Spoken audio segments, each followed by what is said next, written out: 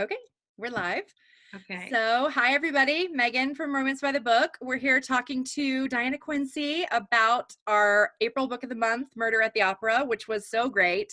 Marielle and I loved it so much. I haven't read a historical mystery before, so that was really fun for Oh, I'm me. glad. And I hope that everybody else had a really good time reading it too. So, what is your draw towards historical mystery versus just writing a straight mystery? Why did you want to do that? Oh, well, I love historicals. I write historical romance. Mm-hmm. When I wanted to venture into mysteries, it just seemed safer Mm-hmm. to stay because the mystery part of it was different for me. Okay. The beats and how to write a Right. mystery. So I stayed in a world that I'm really drawn to, and I Mhm. already knew plenty about. Right, that So totally my makes learning sense. curve would be, less steep. Right. So. Very smart. And so have you found differences or similarities between writing a historical mystery versus writing a straight historical romance? Well, I mean, they're two different animals. My first mystery, the Murder at the Opera was the third in the series, Mhm. although, as you probably noticed, it can certainly stand alone. For sure, yeah. But the first book, here, I'll show it to you. Beautiful. I just happen to have it here. It's gorgeous. Murder in Mayfair. My editor, who is amazing, she had to take, she thought it veered a little too much toward romance. Okay. So we had to take, and anything, I didn't think it was graphic. It was sort of a sex scene. Yeah. She thought it was, a little too graphic for a mystery. Okay. So that was the learning curve for me, was how to, I think it's fair to call this a romantic mystery. I agree. But I also didn't want to turn off straight mystery readers. Mhm. So the challenge was keeping the mystery and keeping the romance, rather, Right. but not letting it overwhelm the mystery. And it's a Got it. lot of fun that these two, the protagonist and his lady love, Yeah. who meet in the first book. It was a lot of fun that I can make it go slow. That Yeah. in a romance you have to, meet, fall in love, conflict, and happily ever after. Right. In the romance, it's happy for now, maybe, Yeah. and you don't even have to have a happy, Right. a happy ever I after. was I was joking with Marielle that I was glad I started with this one because I feel like it had a little bit more like of them together. Obviously, I haven't read the other two yet, but since they're just now getting together, I assume there wasn't as much of them like relationship wise in the other two. So I was excited to get to start with this one. I mean, it was fun to keep people hanging a little bit. Yeah, for I'm sure. not gonna lie, it was kind of fun to make it, let it go slow, and I enjoy. Generally, I write a romance and then a mystery and then a romance, and I kind of like breaking up the rhythm. Hmm. So I think, that's so those are the main differences, I would say. Okay. Yeah. And so I guess we sort of touched on this, but I guess you always sort of wanted to write in historical settings. Like that was always something that you were drawn to I from the beginning. fell in love with. I'm unusual in that I didn't start reading historical romance. I mean, I read Barbara Cartland in like seventh grade, Right. but I don't have, that's about it. So I didn't really, and I'm sure I read a romance or two along the way, Hmm. but I didn't really discover romance until I was, mostly a stay-at-home mom. I worked part-time, and we were in the library, and that was back when you had to actually check out at the register, at the Right. counter. And I grabbed some romance off the shelf, and I devoured it. I mean, by the time I got to the top of the line, I threw it in with the kids' books, and I devoured it. And I spent that whole summer reading all these books. And then after that summer, after I read, I don't know, 30, maybe 40 books, I thought, I'm going to try writing one. And I had never thought to be a writer. I'm a journalist, by trade and experience.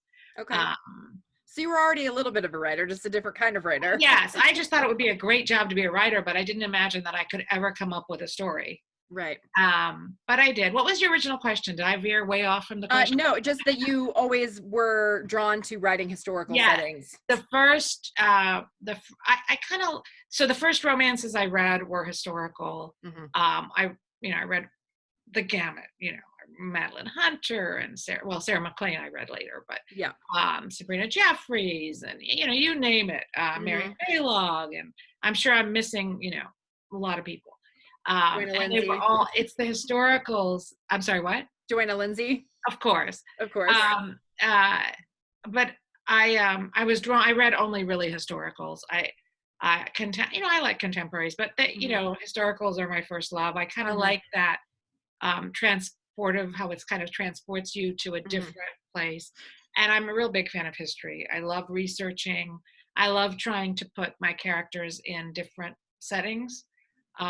You'll notice in Murder at the Opera, there's a lottery, and I didn't know there were lotteries, and I came across that when I was doing some research. So I made that a part of the story. And I guess I never really thought about it. There were book clubs. Hmm. So I made, one of the characters a member of a book club. So I try to insert some of these interesting little historical tidbits that I come across. So speaking of that, Marielle was curious about the hookah. Is that like another thing that you came across? Because she was surprised to see that in a book set in London, and she was curious how you came about that and if you've ever smoked one yourself. Oh, yeah. Yes, yes, and yes. Well, my background is my dad was a United States Foreign Service officer. So Okay. I grew up traveling around the world. My ethnic background is Middle Eastern. It's Arab. I'm Arab American. So Okay. hookahs are a very big part of Middle Eastern culture. Hmm. So my parents didn't smoke it or anything. It's more a recent thing, I Okay. think. Um, um, so yes, I mean hookahs. They are at some parties, and there are hookah lounges that we go to sometimes, and not very often. I'm not a big smoker. I can't. I get sick of it. Pretty Right. fast. So that was why I incorporated it. I wanted to give him a habit Hmm. that was different. I wanted it to be a habit that reflected his travels and his more international kind of sensibility. Right. So that's where that came from. Okay. And I asked friends who smoke it and really enjoy it. I'm like, Yeah. what is it that you enjoy? And so I tried to Right. sort of put that in there for Atlas. Definitely. So also speaking of Atlas, Atlas Catesby is such a great name for a character. I love it so much. And I didn't know if you just had that in the back of your head or you just sort of like something sparked that in your brain. Like where did that name come from? Um,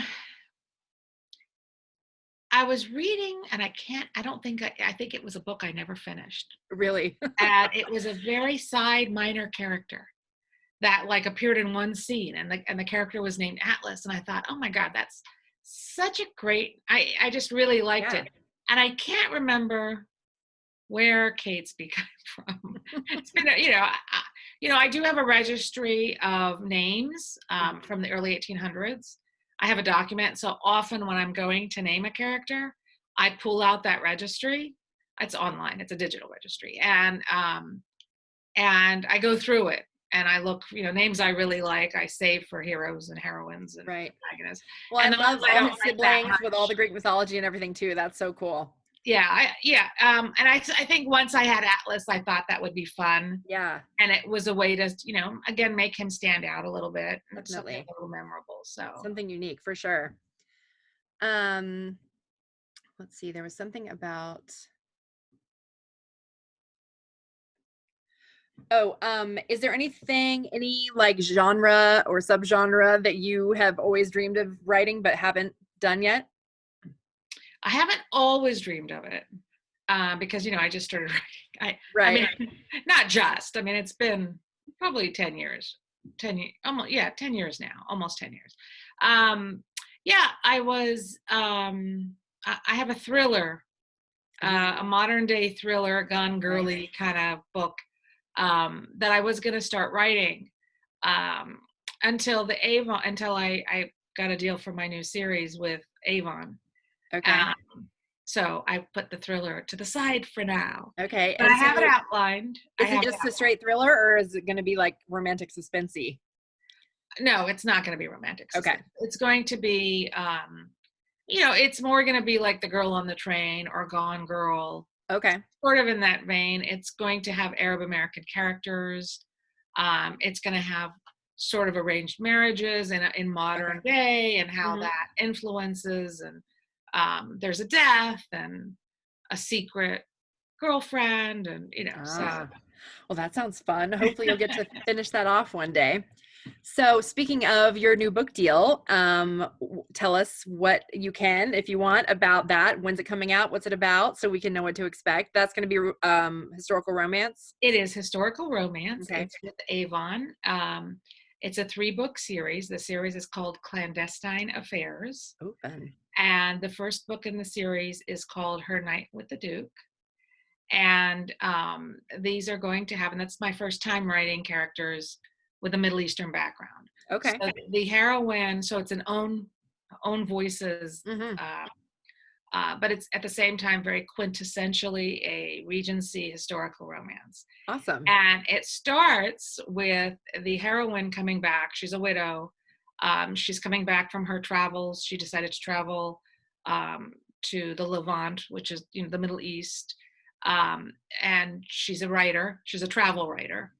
But she writes under a pen name because women shouldn't be writing and traveling and Mhm. making money. How So, dare. so she's returning home to visit her beloved stepdaughter, and she meets a stranger at an inn, and they have a one-night stand, and they go their separate ways. And the next day, she meets her stepdaughter's soon-to-be betrothed, and it's the Duke from the inn. So that's Oh, no. the funny thing about that is when I first when I first came up with the idea, my sister was like, "Oh, that's disgusting. Her stepdaughter, that's gross." Well, it's not And, like she had been with him because obviously this is back then, so they wouldn't have right, actually and they been weren't together actually just because they betrothed. were. They Hmm. weren't, because, and then my critique partner was like, "I love it," and then but my agent was like, "Oh, I just worry. Can we make it like a cousin?" Or so I think when we actually submitted to Avon, the character was like the cousin's daughter or something. It was very removed, and I was talking to my new editor about it, and she's like, "Oh no, make it the stepdaughter. I love that." So I got to That's go back awesome. to the Oh, original. I'm excited. That's definitely going on my list. I love The, it. the second and the third book I haven't are not titled yet. Okay. The heroine in the second book is a bone setter. Ah, And back in those days, bone setters were considered quacks. And people who had like shoulder dislocations or knee dislocations, I mean, they would suffer for years because right. doctors didn't know how to put them back in. Oh, wow. Um, so that's been a lot of fun to Yeah. write her. And she is very loosely based on a famous bone setter who was a woman who was well known for being very good at what she did. That's awesome. The third book, which also doesn't have a title, um, the heroine is a map maker. Okay. Um, That's back that's very in cool. back in those days, women often did not sign their maps Mm. because they weren't considered as good as men. Hmm. So they might have used initials and in that book, the hero is a marquis who goes undercover as a footman in this woman's house because he thinks her brother has done him wrong. So Oh, so it it's like involves like maps and revengey. lines. Yeah. I So, love it. That sounds so awesome. that's the series. Yeah. I don't Okay. have release dates. So the first book is out September 29th, Okay. and I don't have release dates for the other 2 books. Okay. And so, is one of those books what you're working on right now, or are you working on, like, are you actively writing something else right now? No, I'm working on the Lady Bone Setter book. Okay, cool. So and I'm waiting for edit. We're still in the edit process with Her Night with the Duke. Okay. So those are That's the awesome. two things that I'm working on. Yeah. Very exciting. So, one of the things I always like to ask is, what is your favorite trope to read? And is it one that you like to write as well, or definitely not? Um, I think my favorite trope is, marriage of convenience, forced Mhm. proximity. My least favorite trope is amnesia. Ah, I hate amnesia stories, that's even though if funny. they're by my favorite authors. I think Mary Jo Putney did one, and I loved it because it was Mary Jo Putney. Right. Yeah. And I Some people can get away with almost anything with me, so I get that. But I think it's and marriage, forced proximity, marriage of convenience, I think That's is, awesome. and I enjoy writing it. I've only written it um, once, I think, because you don't want to be repetitive. You don't want to repeat Right, yourself. for sure. Of course, as soon as we end this, I'll remember another one that I wrote. Right. Hard to remember.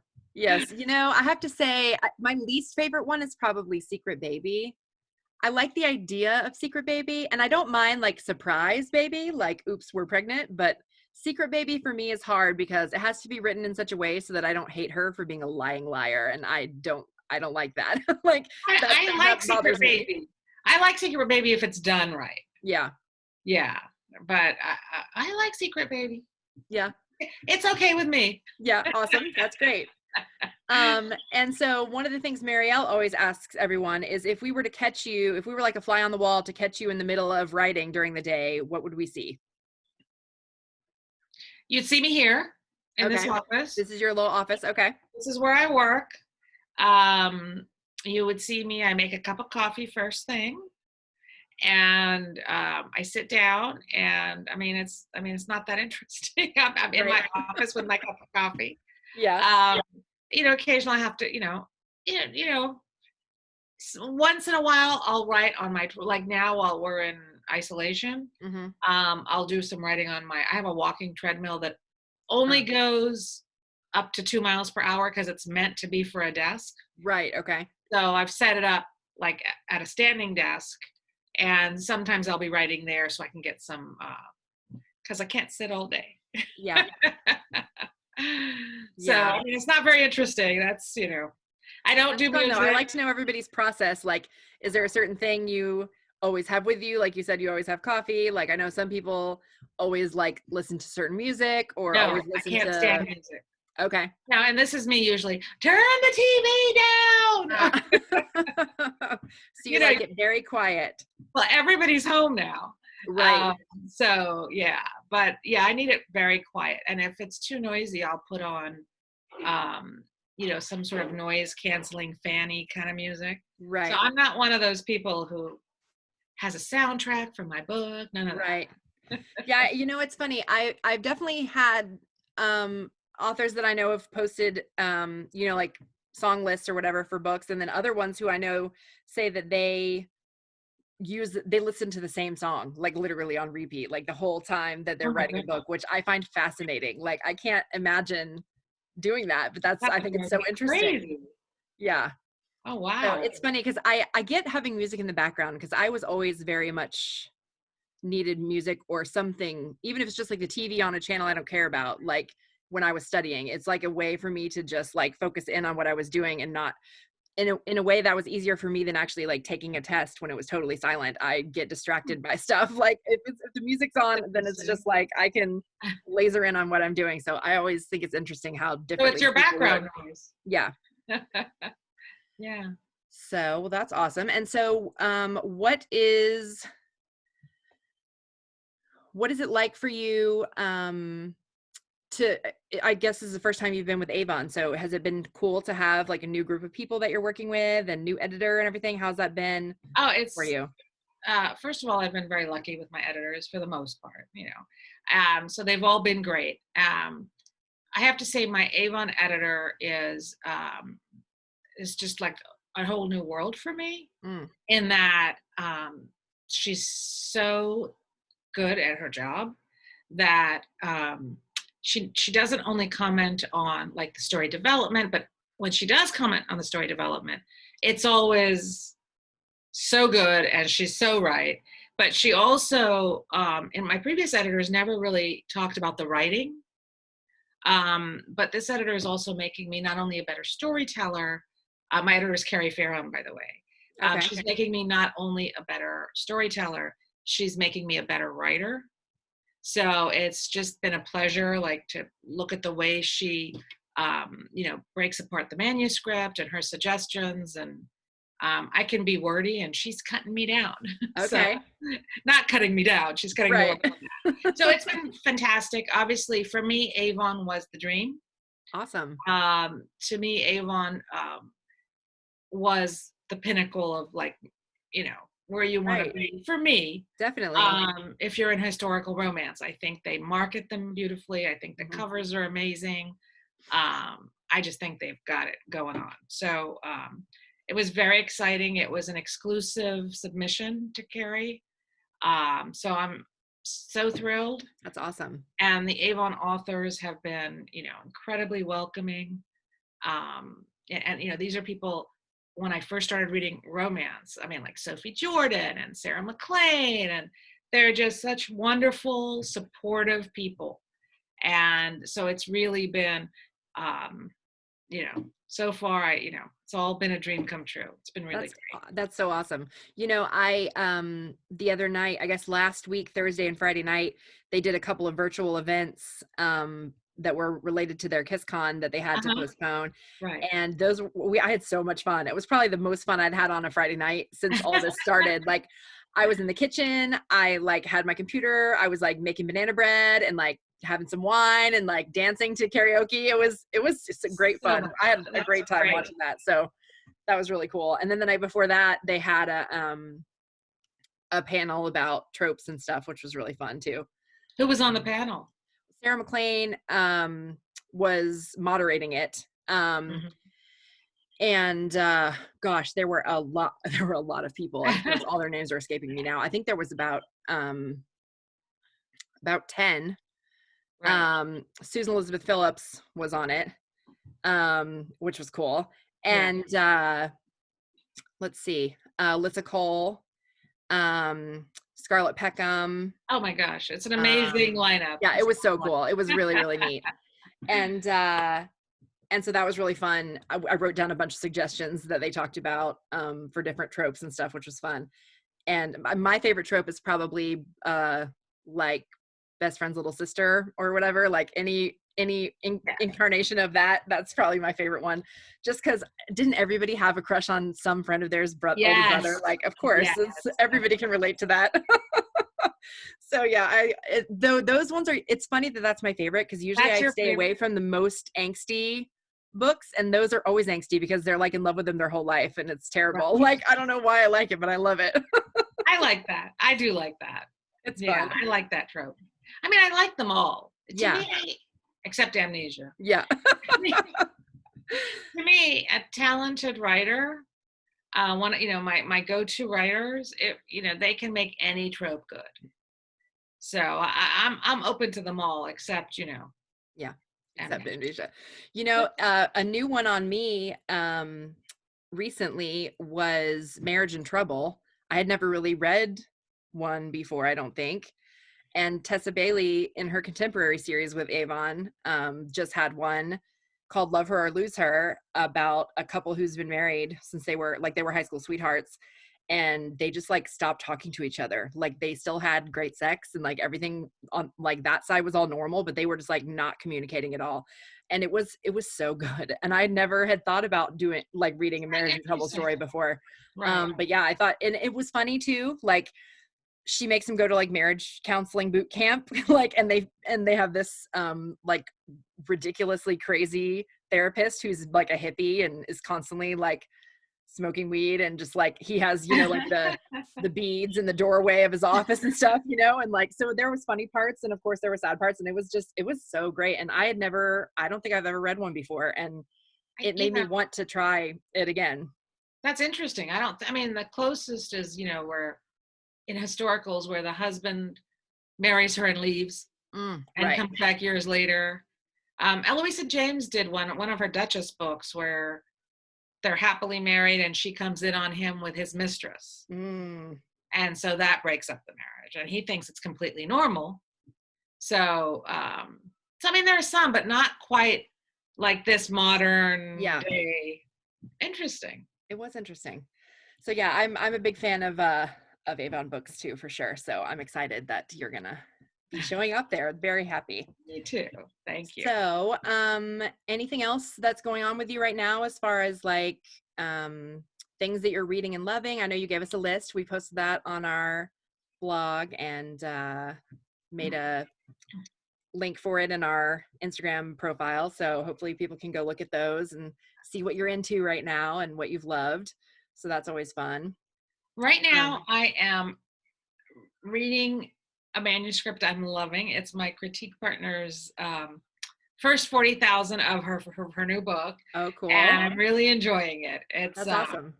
but I won't tell you about it. That's hers to tell. Yeah, for sure. Um, yeah, I'm trying not to read historical romance while I'm writing it. Right. That makes sense. And so I'm just trying to catch up, as you saw my list, with some authors that I'm just not familiar. I mean, I that get all these kudos, but I haven't read yet. Right. I don't know if you've read Where the Crawdads Sing, but it I was, haven't, but of course I've heard about it everywhere. Yeah.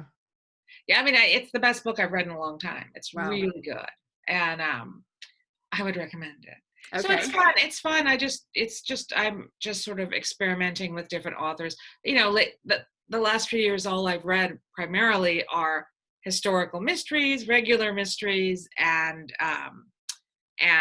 historical Historical romance. romance. So I'm, just trying to sort of clear the Branch palette a out. little. Yeah.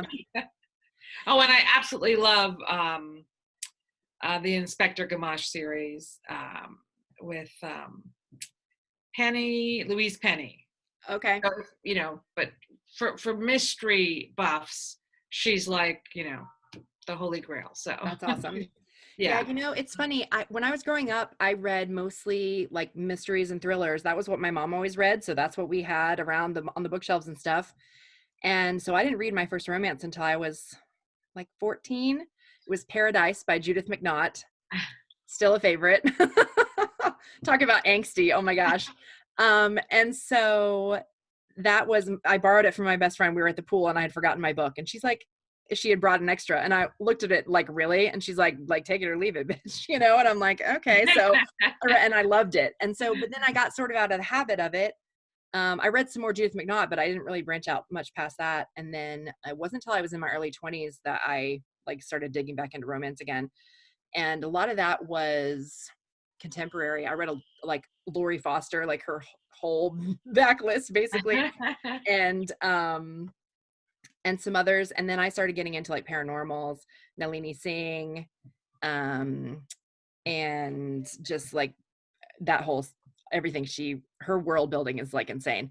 But yeah, so I still love a good romantic suspense because I feel like that sort of bridges my gap between what I used to read and mostly what I read now. Yes. So that's really fun. And then lately with all this going on, I've been mostly just reading like fantasy, like sci-fi or Really? So or escapist. paranormal, just like, yeah, it's totally out of this world, like I think, nothing that I can relate to, so that it makes me not think about what's going on right now. I mean, exactly. I mean, I do feel after I finish reading my critique partner's manuscript, I am going to pick up a romance because, I have to read one every few books at least. For sure. It's like, the touchstone you come back to. Mm-hmm. There's something, they're engaging, but they're also comforting in a way. You're guaranteed this escapism. And a happily ever after, the most And important part. So, and you're guaranteed a strong woman, or if she wasn't strong when she started, she's going to be strong at the end. And Yeah. and you're going to have a man who, if he didn't treat her right in the beginning, is going to be treating her right in the end. Mm-hmm. So I just enjoy all of those elements of romance, particularly historical romance. So I always have to go back to them. Definitely. Yeah. That's fun. Well, I've had so much fun talking to you. I really enjoyed your book, and I'm definitely putting some of your historical romances on my to be read list, especially the new one in September. That sounds so awesome. Thank you. Thank you. It's been a lot of fun. Thanks for choosing Murder at the Opera. Yes, it was so great. I'm so glad we did. And if you want to, you can tell everybody where they can find you online, where you like to hang out, where they can talk to you. Well, my website is dianaquincy.com or dmquincy.com. I have two websites. They are interlinked. Okay. So if you only remember Diana Quincy, it's linked. On Twitter, I'm Diana Quincy author. And then on Facebook, I'm Diana Quincy. I mean, I'm pretty easy to find on Okay.